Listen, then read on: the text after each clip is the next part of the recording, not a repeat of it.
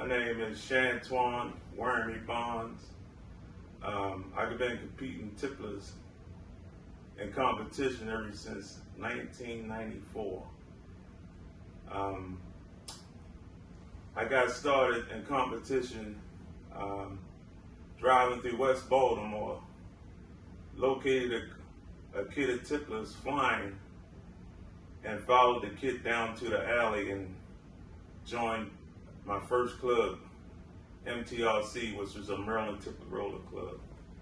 Prior to then, I was just a fancier, like birds, you know, all tipplers at that point. Just had an open loft at that time. And that's. So now in your current loft, which family or families do you fly, or are you now flying and breeding your own family of tipplers? Well, right now, through the years, I established my own bloodline of tipplers, starting out with black and white models, which I was told they was Canadian birds, from a local pigeon store owner back in early 90s. And with those black and white models, I then got more information on tipplers. As I got involved in the competition, I was introduced to a different breed of tipplers. At that time, I didn't really know how to preparate for competition. I was just feeding what I thought was best. I ain't know nothing about the seeds, the rest, the vitamins, and none of that. But I was flying my black and white models consistently. And I flew of them. I flew like 9 hours and I forget, 9 hours and like 9 hours and 40 something minutes, I'm gonna say, on just pure, I'm gonna say luck, because I didn't know what I was doing. But I kept those cockbirds out of that kit, and I introduced those to the Shannons and Hugheses that I got later down the line from a local guy that I'll speak on, you know, later in this interview. And with that, I came up with my own cross, my own breed of birds. The first time I bred those birds together, and those first young birds out of that cross, the very first young birds out of that cross at my new location when I moved to East Baltimore, flew over 12 hours. So I knew I was on to something. Then, the funny thing is, I gave away all my black and white models thinking they wasn't, you know, cut out for competition.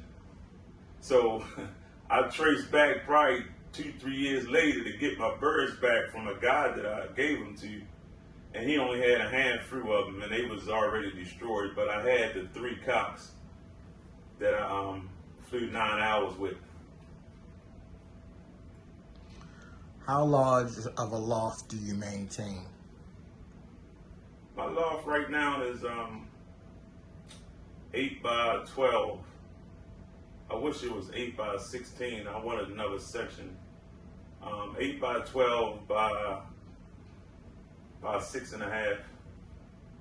That's all I need right now. As I'm getting older, the bending down and cleaning is weighing on. You figure almost 30 years of, well, actually longer than that. I had pigeons longer than that. But cleaning a loft for, I'm gonna say 40 years. I'm 53 years old. Actually, no, 45 years, I should say. But man, my loft is okay right now for me to size. It's more than enough I need right now. It ain't how big your loft is. It's about the quality of the birds and the cleanest. That's number one. That's the cleanest and the ventilation of your loft to keep healthy birds. How do you breed your tipplers? Best to best, line breeding, or how would you describe your breeding methods? I figure 85% of best to best. You know, you gotta fly in competition to make it to the breeder. I figure best to best, and every now and then you know get a bird to cross or breed of tipplers, breed them and then introduce them to your loft. But most of the time, it's just best the best. It ain't got nothing to do with breeds, of kits of this certain breed. Whoever want to fly, that's who make it to the breeder, and I experiment with the youngs. What type of feed do you feed your breeders? The breeders, they get a high protein feed. Something high with protein, the highest protein feed I can get, which currently B.u.t.c has a great super breeder feed. They just came out with the red corn in it. It's pretty decent. I like it a lot. The only feed I use right now. Got a lot of seeds and a lot of protein in there, and the birds don't leave a drop. After you move your youngsters over from the breeder, when do you begin your training, and how do you settle your tipplers? The young birds, after they move from their parents, they get a week of free eating and drinking. That's for me to make sure they're able to take care of themselves. So for a whole week they eating, got food and water available at all times. After that, the second week, the food get cut and they get introduced to the droppers, and the droppers show them the way. They got access to the selling cage right away, and I call the droppers in to eat in the selling cage. The birds come down and follow when they get hungry enough. So your method of signaling your birds, you do use droppers? Yes, droppers is a must. That's a great question, Greg, Professor. That's a great question, because early in my flying career, when I started flying tipplers, I used to get overflies on kits where I couldn't get them down, or they'd land on a wire in front of the loft at night and would not come down. So I would lose a bunch of time, and kits just fly off into the sunset, young birds chasing the sun, because I didn't have droppers at my first loft that I had when I got introduced to competition. It was in somebody else's backyard, so it wasn't even in my yard. So I flew like that for 8 years. In 2002, I got my own loft, and that's where, from that first location, I transported my birds over to my new house in 2002. And during that transport, birds was on eggs and young birds. Those crosses that I mentioned earlier in this interview, they were eggs being transported into my second location where my loft was in my yard. From an egg, they was over there, and that's that first batch of young birds out of my cross that flew 12 plus hours. So that kit that you just mentioned, what did you look for when you were selecting them as young birds in training? Well, any bird that'll fly, any three birds that'll fly together, uniform, come down together, stay together, and respond together. Any three. That's all I would look for in selecting a kit. So with that being said, how do you know when your tipplers are in form? Oh man, well, the first sign is when they can fly, I'm gonna even say 4 to 6 hours on a low energy feed, and you're not in less than an ounce. When they can fly consistently about 2-3 times like that, and you have to call them down, they're still strong, then I know they're on their way. And then you lock them down, give them good food, give them the whole ounce for about 3 days, and then turn them out again. They should explode on you. So which do you rather fly, a young bird kit, hens, or cocks on the day of competition? I'm gonna go 1, 2, 3. My first priority would be young birds, because They don't know nothing but flying. That's all they want to do is fly. And when you give them that rock steady, that rest, that's all they want to do is fly. They'll fly all day long. That'd be my number one. The second would be hens, because they get in shape quicker than cock birds as old birds. And, they fly, they just fly better. The third one, of course, is cock birds. They stronger, but they get sex on their mind, then it's a wrap. I don't care how they flew as young birds or whatever. As a yearling, it's a window. It's a window you got with birds. Once they get in their head, they want to mate. It's over. So you gotta be able to, take advantage of that window opportunity that you got with old birds. So during competition, let's say for a young bird kid that's already reached their form, what would a feed up or a build up look like to you?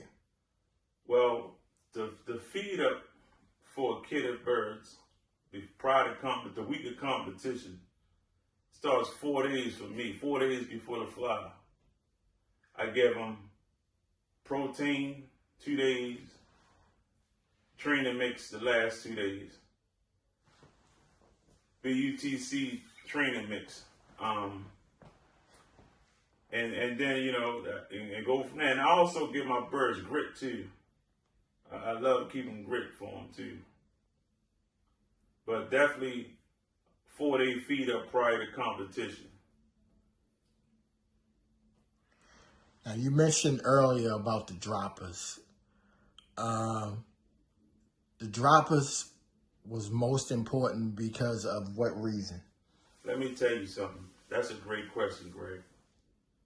The droppers, and this is no lie, when I was flying heavy for years in competition, I had a group of droppers that I loved more than the competition tipplers. That's a fact. Because them birds, they did what they did. They worked. They did their job, showed the competition birds what to do the routine, and they was always reliable.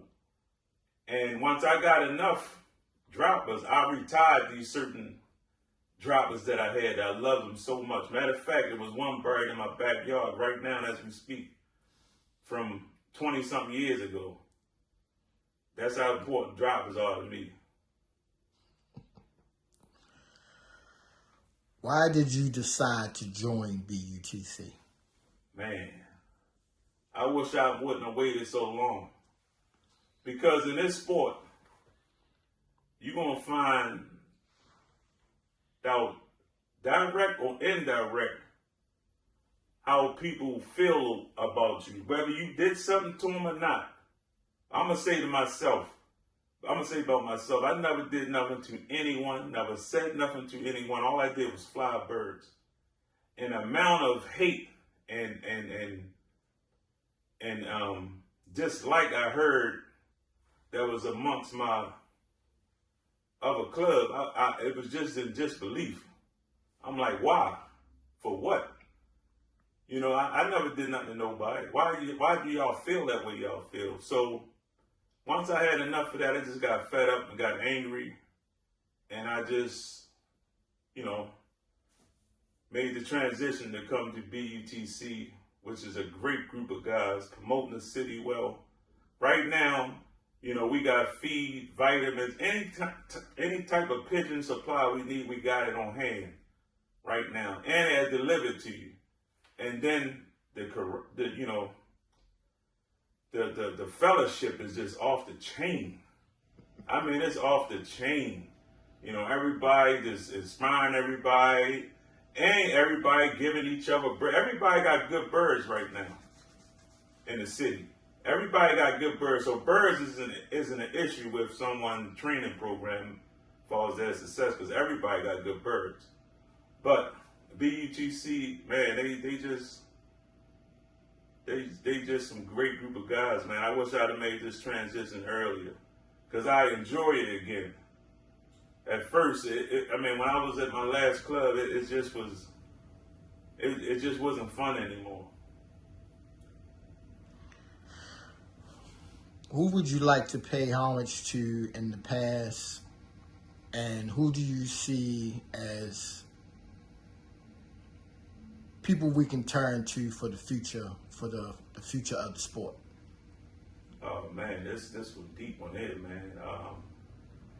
I would like to pay homage to my old loft mate, Leroy Daly.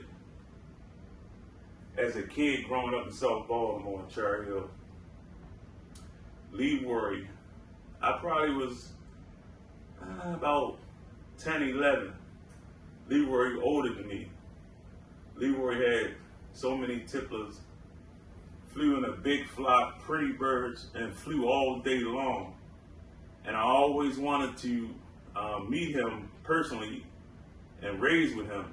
It wasn't until I got older and he was out of birds and he happened to be walking past one of my lofts and asking me to raise.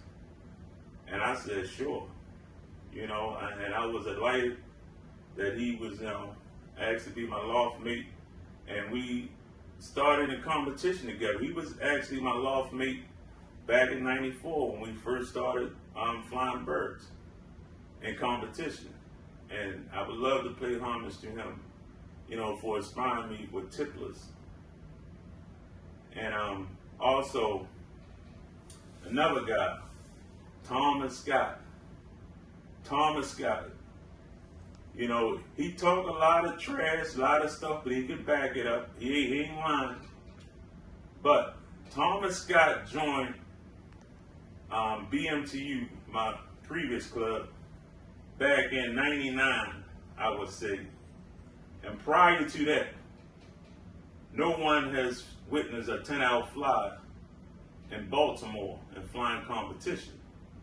Thomas was given birds from other club members at that time where he flew 10 hours with birds that was here already local. Then he even sweetened it up. Man, the next year he did it. He went to New Jersey and got some tipplers from a guy named Stan up in New Jersey. He got tipplers, he got the birds, and he got the knowledge. He came out here with a bunch of blue balls, Hughes's, Shannon's, Davies, a couple Davies, and he came with the knowledge.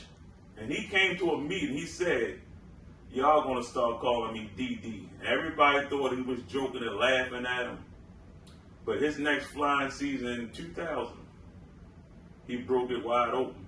He broke it wide open with those blue balls and that bird, those birds, and that knowledge. Back to that knowledge. He gave that knowledge a pamphlet, stapled together. He gave it to every club member at the same time. Every club member in the meeting had the same knowledge. And some of us grabbed that knowledge and went to the moon with it. You know, he didn't hide it. And that next following season, after his first fly of 10 hours or better, the next following season, with that information, that knowledge, it was 4 or 5 of us that flew our first 10+ hour fly with that knowledge. So he gets a lot of credit from me. He gets a lot of credit from me. He broke it wide open. If you look at it, you go back and check it. It's in FTS history. Look at his first time flying double digit, and you look at that next following year. About 4 or 5 of us, 10+ hours with that knowledge. So I like to, you know, give kudos to Leroy Daly and Thomas Scott for, you know, for the past. I like to give them homage, pay them homage.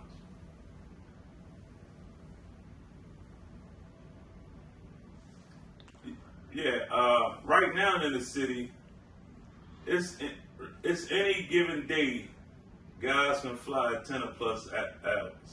10+ hours of birds. It's a group of guys. It's not just 1, 2, myself, or Joe Blow. It's anybody that's flying competitive tipplers. Any given day, they can fly 10 hours or better. Because he got the birds. Everybody got the good birds. And then one thing I keep hearing that I don't have no control over, and neither do my birds. But people keep telling me they're going to break my record that I set in 2006, 15 hours and 13 minutes. And I don't have no control of that. Records are made to be broken. I never told anybody that they wasn't going to do it because they made to be broken. You know, I can't say that your birds ain't going to do it. The birds got to fly.